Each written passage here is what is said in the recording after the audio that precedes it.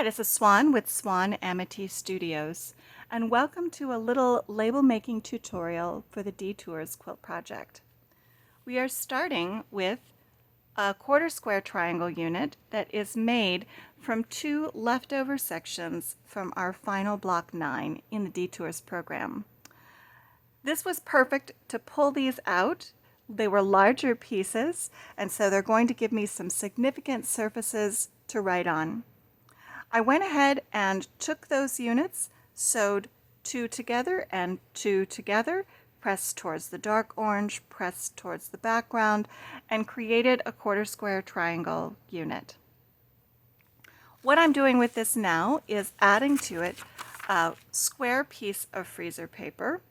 I've measured this unit and I've set this one up to be at least half an inch smaller than the quarter square triangle unit we're setting it up with. Now, freezer paper likes to stick to fabric when we press it with a high heat iron, so we're getting ready to do that. And what we've done with the freezer paper, in addition to cut it the right size, is we've drawn some lines on the freezer paper, and we've drawn them in the line with what we want to go ahead and add to our label. So as I add the writing, I want the writing to show up on the top portion of the label and the bottom portion of the label. Or if you prefer top and bottom, that's fine. Our lines are set up the same way. So I have a line that I intend to line up with this center seam, and I have 2 lines above and 2 lines below. As I line that up, I want to bring the corners directly into contact with the seam. So corner here on the seam, corner here on the seam, and now I want to make sure that the top and the bottom corners are likewise aligned with the seam. I'm going to make sure that I have a high heat iron all the way dialed up, and then I'm going to start pressing the freezer paper onto the back of my label. Now, in addition to my freezer paper and my label making fabric, I'm also going to have on hand an archival marker ready to go, something that is acid free that I can use on my fabric and feel like it will last if it gets washed, and it will last as it ages. So there we go, we have our freezer paper on there, nice and neat. I'm going to be using a Zig Writer. A Zig Writer is a great archival pen to be using on fabric, and they are waterproof, fade-proof, non-bleeding, archival quality, acid-free. One of the reasons I like to use these is that they have a small tip if you want to get fine tip writing, and they have a broad tip if you are looking for something that is going to give you a stronger or more vibrant line.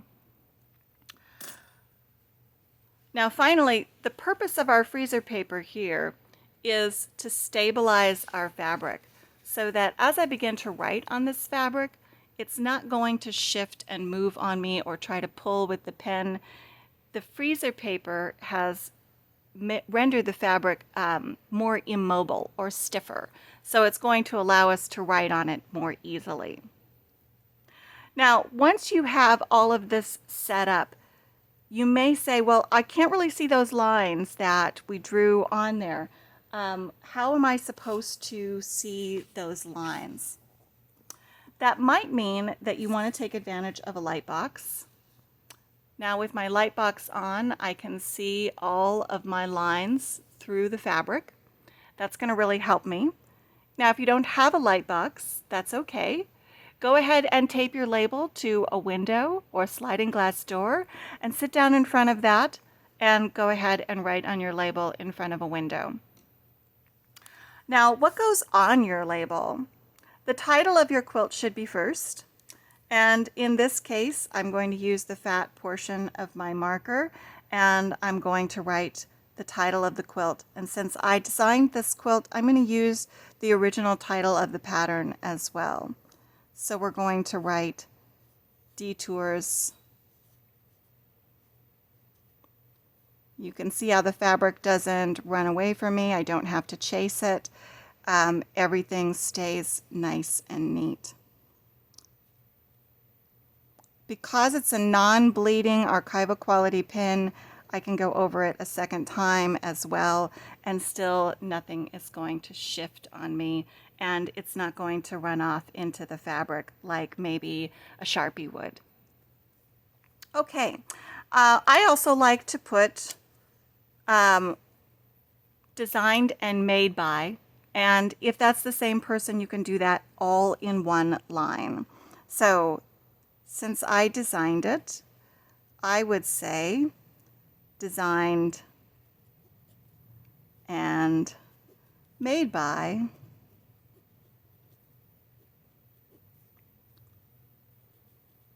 Swan Sheridan. Now, as I complete this label, I'm also going to add when the quilt was completed. So if I have a specific date, that's great, but it's also just fine to say August of 2021. I'm also going to add a little line that says where I was when I made it. Now, this might be fun for you if you have lived in multiple locations, or it might be fun also if you have made a quilt at a retreat and you would like to commemorate that.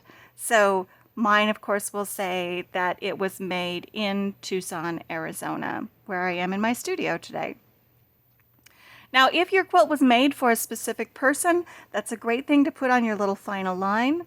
Or if you had a purpose or something that you want to mention about the quilt, made in memory of the 2020 pandemic, you could say that. That would be fine.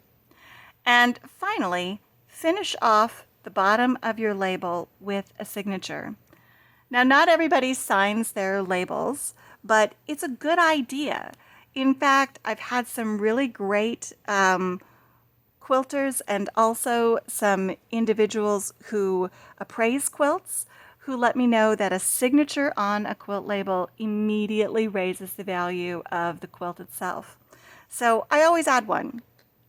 And if you're me, you know we're going to add our signature with our little swan, and we'll touch that up a little bit as we finish up. So, making your quilt label for Detours, you're going to add all of your information, and once you have done that, turn off your light box, flip over to the back side again, and now you have a couple of options. I like to go ahead and add a little starch solution just like I do in my applique videos. And with my trolley needle and my hot iron, I'm going to turn over the edge of my label before I add it to the back of my quilt. Now, if your quilt is completed, you might want to applique your label on to the project. And if your quilt is not completed, if your back is still not quilted onto your project, this is a great time to just go ahead and center your label in the back of the quilt. All your edges are turned over, it looks nice and neat. And with a loose stitch on your machine, something like a blanket stitch or buttonhole, go ahead and stitch down all the edges right in the center of your backing. And now you're ready to go ahead and either send your project to the long armor or quilt your own quilt. And your label is already attached to your project. Thank you so much for joining me for the Detours Quilt Project. We hope you had fun making this fabulous modern quilt. And don't forget, the label is the most important part of finishing your project. Join us again for our next programs and stay tuned for all of that at swanamity.com. Make sure that you're registered for our newsletter so that you can find out about all of our new projects as they appear.